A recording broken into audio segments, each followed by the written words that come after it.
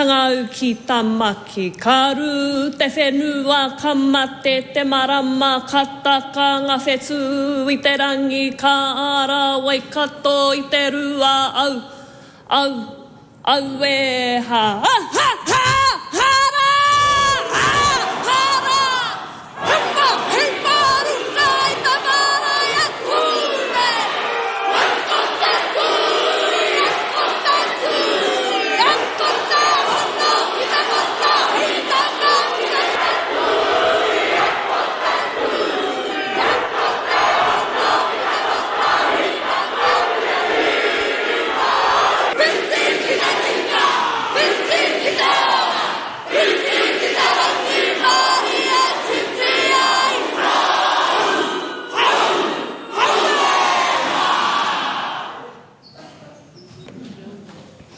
I truly feel like I've already said my maiden speech outside the steps of Parliament last year for the 50th anniversary of Te Pitihana, where my last statements of my speech, I quote, "I will leave the decision with you whether or not you jump on our waka or not, because with or without you, we will sail in both worlds.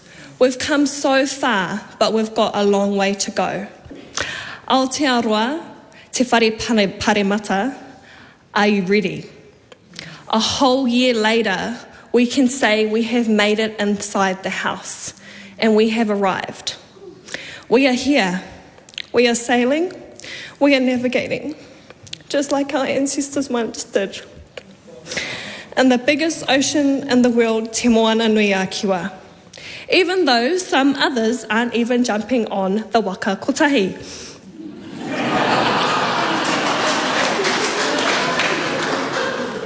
I was given some advice before making it into Parliament to not take anything personally or it'll eat you up. Well, Mr. Speaker, I can't help but take everything personally that has been said in this chamber. Ka reo mōhio ki tētahi awano. I am not fearful of this place or this debating chamber. Trust me, I've been to marae AGMs all my life. I will not say which marae either. However, this speech today, my maiden speech, is dedicated to all our children that join me from up above. Our wharekura, our kura, to my younger siblings, my goddaughter, my nieces and nephews from up above. No matter what comes out of this government, I will make sure our kids hear us. Never fit in, you are perfect. You are the perfect fit. To our tamariki, your reo is whispering for you. To the tamariki Māori who have been sitting in the back of their classroom their whole life, whakamā, waiting generations longing to learn their native tongue. To the tamariki who haven't been to their pepeha yet, it is waiting for you with open arms. To our mokopuna, they can attack me, but I will not let them attack you.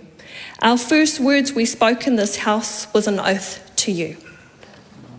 Every time you hear my voice, it will echo of my ancestors. Every time you look me in the eyes, you will see the children that survived.